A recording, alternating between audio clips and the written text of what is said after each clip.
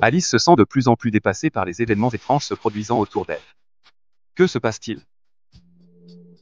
Une photo de sa sœur jumelle décédée il y a 10 ans, récupérée des mains d'un immigré clandestin. Comment est-ce possible? Son père a été agressé chez lui à l'arme blanche et prétend avoir tenté de se suicider. Pourquoi tout cela arrive-t-il maintenant? Alice découvre un chemisier ensanglanté dans sa douche, sans aucun souvenir de comment il est arrivé là. Est-elle en train de perdre la tête? Les phalangistes. La milice chrétienne libanaise. Des bêtes sauvages sans scrupules, dont le chef vient d'être assassiné. La porte du placard se referme, mais pas suffisamment. Le reporter voit tout. Il voit l'homme devenir animal, s'éloigner de sa conscience. Des siècles d'évolution pour en arriver là. Claude sombre dans son trou, en pleurs, le visage dévasté. Il hurle en silence, tandis que ses ongles grattent la terre jusqu'à se teindre de pourpre. Il sait. Il sait que de l'autre côté de la porte, Najat le supplie. On fête, on rit, on s'installe, on casse, on chante en arabe avec l'accent libanais. L'Arak coule à flot dans les gorges en feu. Pourquoi les militaires israéliens n'interviennent-ils pas?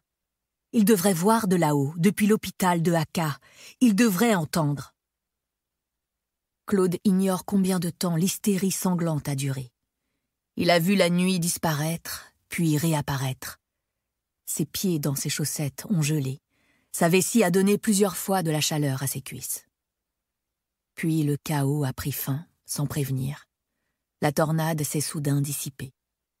Lorsque Claude rouvre les yeux, déshydraté, affamé, Dieu seul sait combien d'heures après le massacre les soldats ont disparu. S'est-il évanoui? Marche-t-il en enfer? Il ne se souvient pas. Il a mal, là, à l'aine et aux omoplates. Une mèche brune lui barre le front, il tente de la décoller et elle craque sous ses doigts, raidie par le sang coagulé. Il ne comprend pas d'où viennent ses hématomes et ses blessures, son cerveau est poisseux. Il s'extrait de sa niche, dans la maison, tout est immobile. Claude ne saisit pas le sens de ce silence. Il ne pleure pas, n'y arrive pas.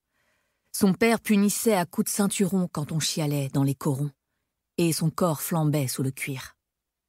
Pourtant, une fois dehors, alors que le soleil lui brûle la figure, il explose en larmes. Mais soudain, il voit Najat. Najat, là, debout entre les morts. Elle ondule dans le flou de la chaleur. Elle tend une main et l'appelle. Il court vers elle, mais ne serre entre ses bras que les restes d'une bâche déchirée, agitée par le petit air vicié du matin.